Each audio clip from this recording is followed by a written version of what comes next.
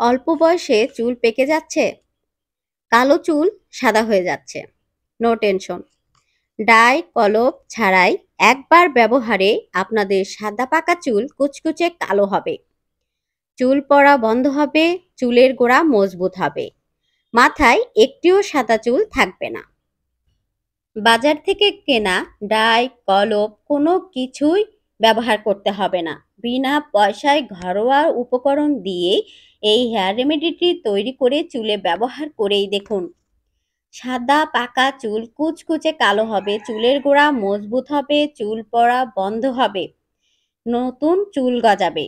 যাদের চুল পড়তে পড়তে একেবারে মাথায় টাক মাথা হয়ে গেছে তাদের জন্য কিন্তু এই রেমেডিটি খুব উপকারী। একবার ব্যবহারে ম্যাজিকের মতো রেজাল্ট পাবেন। এখানে আমার রেমেডি তৈরিতে প্রথম উপকরণ লাগবে হলো আদা। আদা কিন্তু আমাদের রান্নাঘরে সব সময়ই থাকে।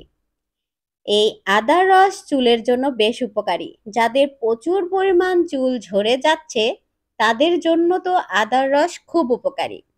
আমি একটি আদা পানি দিয়ে ধুয়ে পরিষ্কার করে এরপর গ্রেটারে গ্রেট করে নিচ্ছি। আপনারা চাইলে শিলপাটায় বেটেও নিতে পারেন। যে যার সুবিধা মতো আদার রস সংরক্ষণ করে নেবেন রেমেডি তৈরির জন্য। তা আমি সহজভাবে ঠিক এভাবে গ্রেটারে গ্রেট করে নিচ্ছি। এখানে আমার যেটুকু লাগবে আমি সেটুকু গ্রেটারে গ্রেট করে নেব। চুলের ধরন অনুযায়ী এখানে আদা রসের পরিমাণ কম বেশি হবে।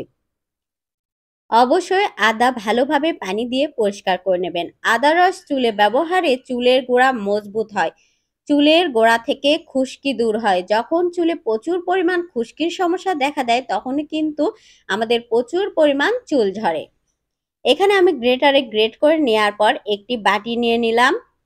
এরপর একটি পাতলা সুতির কাপড় নিয়ে নিচ্ছি আদার রস সংরক্ষণ করার জন্য। এখানে আপনারা ছাঁকনির সাহায্যে ছেঁকেও নিতে পারেন, এভাবে নিলেও কিন্তু খুব ভালো হয়।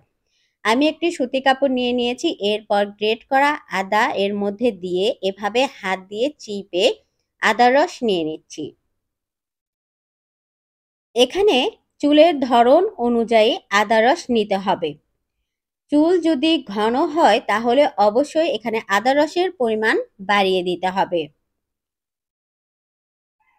খুব সহজভাবে আমি আদার রস এখানে সংরক্ষণ করে নিলাম। এরপর এই আদা রসের সঙ্গেই বাকি উপকরণগুলো এক এক করে অ্যাড করব। এখানে 2 চা চামচ পরিমাণ আমি আদার রস নিয়েছি। এরপর এর সাথে 2 নাম্বার অ্যাড করে দিচ্ছি ভিটামিন ই ক্যাপসুল।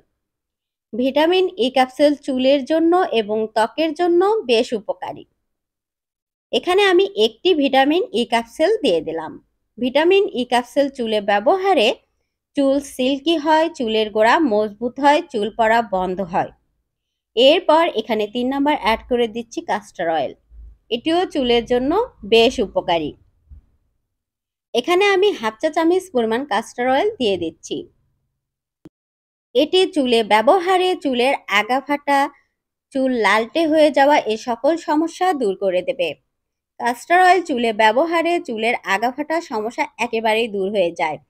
এরপর এখানে 4 নাম্বার অ্যাড করে দিচ্ছি মেহেদি গুঁড়া। আপনারা চাইলে গাছের মেহেদি পাতা ধুয়ে শুকিয়ে এরপর ব্লেন্ডারে ব্লেন্ড করে নিতে পারেন, অথবা কাঁচা মেহেদি পাতা বেটে এর সঙ্গে অ্যাড করতে পারেন। তো এখানে আমি বাজার থেকে কেনা মেহেদি পাতা গুঁড়া এখানে অ্যাড করে দিলাম। এখানে আমি 1 চা চামচ পরিমাণ অ্যাড করে দিলাম। এটি খুব কম দামে যে কোনো কসমেটিকের দোকানে পেয়ে যাবেন। যদি বাসায় মেহেদি গাছ থাকে তাহলে পাতা সংরক্ষণ করে ধুয়ে রোদে শুকিয়ে এরপর আমরা গুঁড়ো করেও এই রেমেডিতে মেহেদি পাতার গুঁড়া ব্যবহার করতে পারি। এখানে হাফ চা চামচ পরিমাণ অ্যাড করার পর আমি ভালোভাবে মিশিয়ে নিচ্ছি। এটি আপনাদেরকে গোসলের আধা ঘন্টা আগে চুলে ব্যবহার করতে হবে। গোসলের ঠিক আধা ঘন্টা আগে এটি চুলে লাগিয়ে রাখবেন। আধা ঘন্টা পর আপনারা চুল নর্মালি যেভাবে শ্যাম্পু করেন ঠিক সেভাবে শ্যাম্পু করে নেবেন।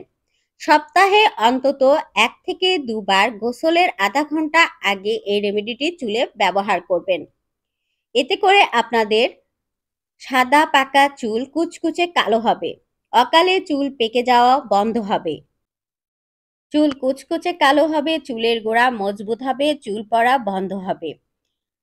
সকল বয়সের নারী পুরুষ সকলেই এটি ব্যবহার করতে পারবেন।